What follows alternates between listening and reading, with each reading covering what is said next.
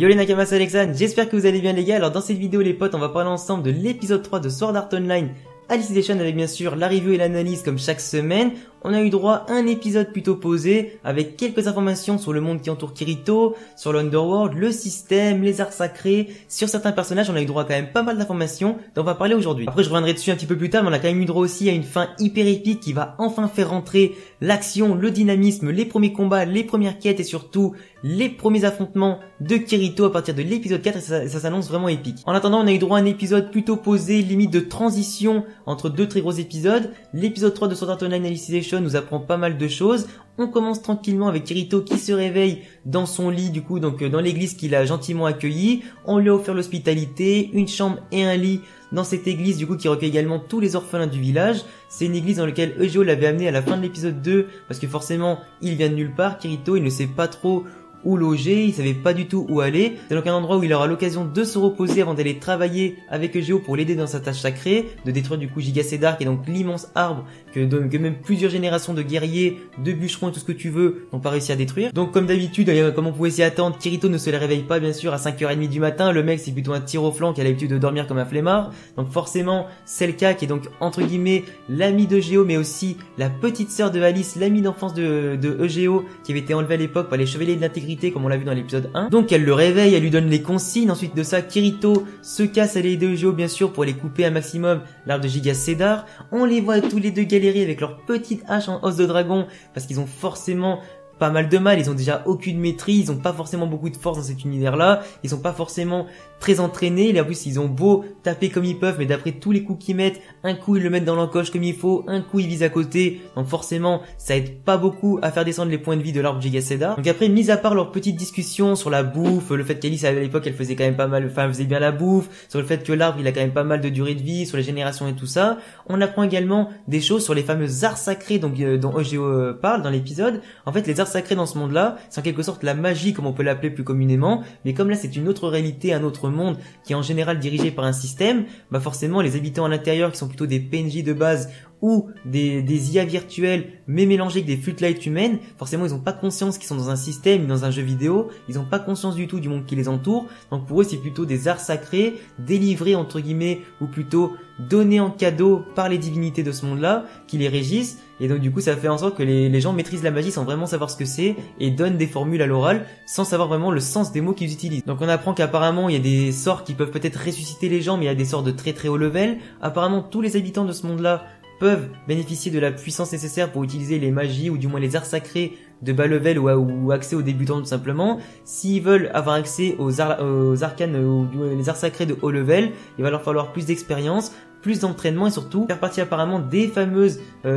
chevaliers plutôt de l'église de l'Axiome qui est donc l'autorité suprême de ce monde-là, qui avait même rédigé à l'époque les tables des interdits qui régissent un peu les règles et les normes de vie de la population de l'Underworld. Après Eugeo apprend vite fait à Kirito qu'il y a quelques temps il y a eu une maladie, qu'il y a eu quand même pas mal de populations qui ont été enlevées, pas mal de populations qui sont mortes et du coup les tombes s'accumulent dans le village, pas mal de disparitions également à cause de gobelins qui circuleraient au-delà des montagnes du massif lointain, là où justement Alice avait du coup franchi avec son petit doigt les limites et qu'il avait donc provoqué sa chute et du coup son enlèvement par les chevaliers de l'intégrité. On a également des gobelins qui apparemment circulent aussi dans les forêts qui enlèveraient les petits enfants et les petites filles pour les bouffer ou pour les revendre à je ne sais qui. Et du coup, mis à part ces discussions là, on a forcément une envie de la part de Kirito de se déplacer de cette ville là, de se barrer d'ici en finissant la tâche sacrée de Eugeo le plus vite possible. Malheureusement l'arbre ne prend aucun dégât quasiment, c'est hyper dur pour eux, ça va être hyper long, ils vont prendre limite des années voire plusieurs vies. Kirito s'impatiente un petit peu, il se demande s'il n'y a pas d'ailleurs un autre moyen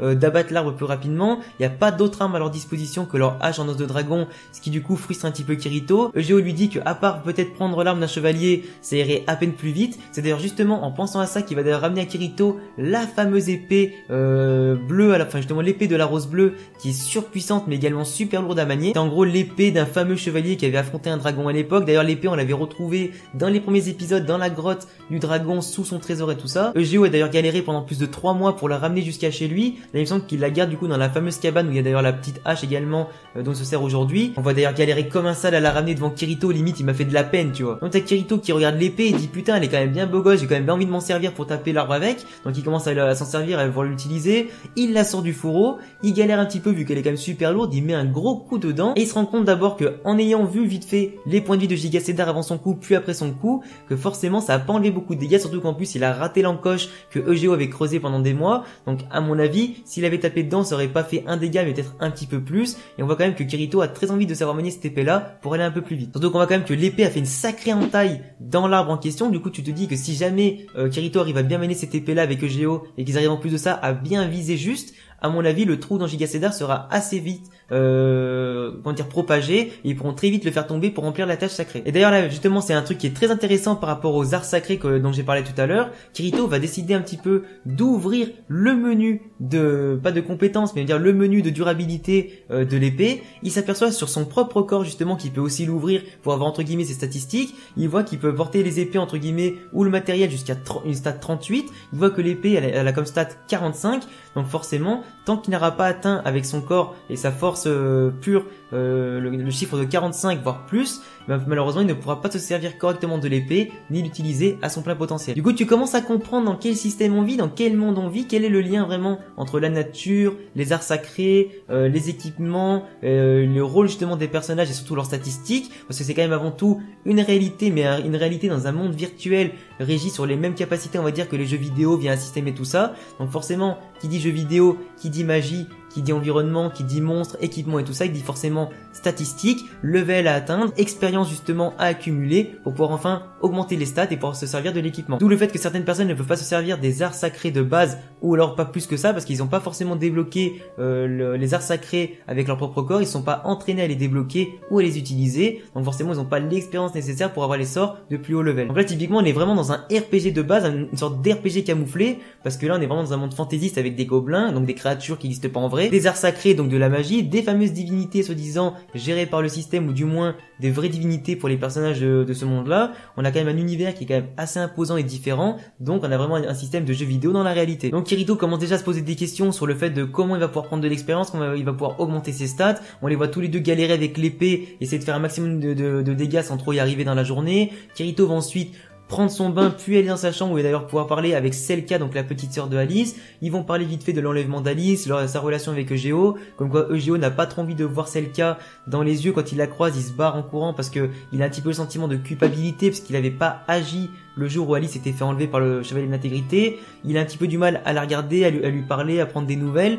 Il pense toujours à Alice quand il voit sa petite sœur qui malheureusement apparemment est amoureuse de Géo, du coup elle, ça la rend très triste. Mais Kirito l'aide un petit peu à vider son sac, elle se met un petit peu à pleurer, elle se sent largement mieux grâce à Kirito après cette discussion-là. Le problème c'est que du coup le lendemain, quand Kirito va se réveiller, c'est du coup le jour de repos de tout le village, donc personne ne travaille ce jour-là. Et le problème c'est que elle s'est levée encore plus tôt pour partir au massif lointain comme Alice à l'époque pour justement essayer de retrouver sa trace et peut-être, je ne sais pas, essayer de franchir le monde des ténèbres pour essayer de rejoindre sa sœur au plus. Malheureusement pour elle, elle s'est fait enlever par les gobelins, c'est d'ailleurs ça que Kirito et EGO craignaient. Ils ont couru jusqu'au massif lointain comme à l'époque où Kirito était déjà rentré dans cet univers-là quand il était un peu plus jeune. Ils ont retrouvé malheureusement dans la grotte une troupe de gobelins avec justement Selka qui est saucissonnée avec des cordes et justement mis dans une petite charrette et capturée par les gobelins. D'ailleurs un point très très intéressant avant leur entrée dans la grotte, et là c'est vraiment un point sur lequel je vais vraiment m'attarder. En fait juste avant d'entrer dans la grotte, du coup forcément il y a de l'obscurité et tout ça, ils ont besoin de lumière. À l'époque Alice avait utilisé un sort d'art sacré justement qui est donc de la magie pour faire de la lumière. Là on voit que EGO cette fois-ci prend lui aussi une petite fleur, c'est lui maintenant qui va générer de la lumière avec une sorte de formule magique, etc. dans ce monde-là. Sauf qu'on s'aperçoit que c'est que des mots en anglais, dont d'ailleurs EGO ne connaît absolument pas le sens. Pour lui, c'est simplement une formule magique parmi tant d'autres. Kirito, lui, comprend intégralement ce que signifient les 5-6 mots qu'il a balancés en anglais, parce que forcément Kirito, il est un petit peu bilingue dans ce niveau-là. Puis même Generate, Luminous, machin, c'est pas forcément compliqué de comprendre, tu vois. Et vraiment, le point qui a le plus interloqué Kirito, c'est vraiment quand il a dit System Call, parce qu'on voit vraiment que EGO ne comprend pas ce que veut dire le mot System Call à l'intérieur de cet univers-là. Donc il a pas vraiment compris pourquoi Kirito lui demande ça. Enfin bref, en tout cas on voit que le mot système revient, donc ça prouve que vraiment cet univers là est régi par un système et un monde virtuel. Sauf que EGO croit que c'est une divinité qui lui offre ça, alors qu'en réalité c'est vraiment le système du jeu qui fait que si tu prononces cette phrase avec un minimum de potentiel magique ou du moins d'art sacré, tu peux du coup activer la magie. Tout comme les fameuses techniques d'épée, si tu prends la bonne position,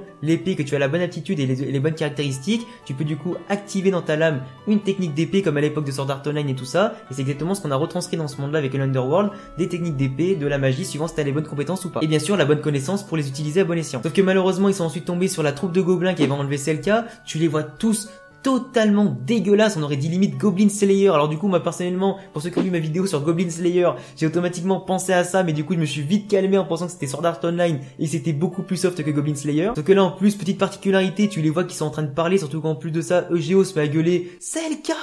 Ah merde, quand je veux dire, si tu vois qu'ils sont déjà plus nombreux que toi, qui sont plus dangereux que toi, qui peuvent potentiellement te massacrer la gueule, mais tu gueules pas le nom de la meuf qui s'est fait kidnapper, merde. Un minimum de dignité, cache-toi, prends un plan, réfléchis avant d'agir, con. Et du coup, l'épisode se conclut là-dessus avec EGO et Kirito qui vont être encerclés par les gobelins. En plus, tu vois l'espèce de chef de la bande des gobelins qui fait peut-être plusieurs mètres de haut et qui les regarde en mode vas-y, on va les défoncer, on va en faire de la viande au lieu de les revendre, ça servira plus à rien. Kirito, lui, a envie de se battre, en tout cas il a envie de réagir, mais EGO se chie littéralement dessus, il tremble de peur, il a littéralement peur de ce qui va se passer, il n'a pas du tout confiance en lui, il s'est jamais battu auparavant. En plus de ça, le système l'empêche un petit peu d'agir, du coup il sait pas trop quoi faire. Et du coup en tout cas, Selka est en danger, Kirito et EGO sont en danger. Qu'est-ce qui va arriver? Qu'est-ce qui va se passer dans l'épisode 4? Est-ce qu'ils vont réussir à se battre? Est-ce qu'ils vont réussir à prendre un petit peu d'expérience s'ils arrivent à battre des gobelins? Est-ce qu'ils vont pouvoir débloquer un petit peu des bonus, des compétences et d'autres magies s'ils arrivent à se battre? En tout cas pour l'instant ils ne sont pas armés, donc on sait pas trop comment ils vont faire. Est-ce qu'ils vont devoir abandonner Selka? Est-ce qu'ils vont réussir à la sauver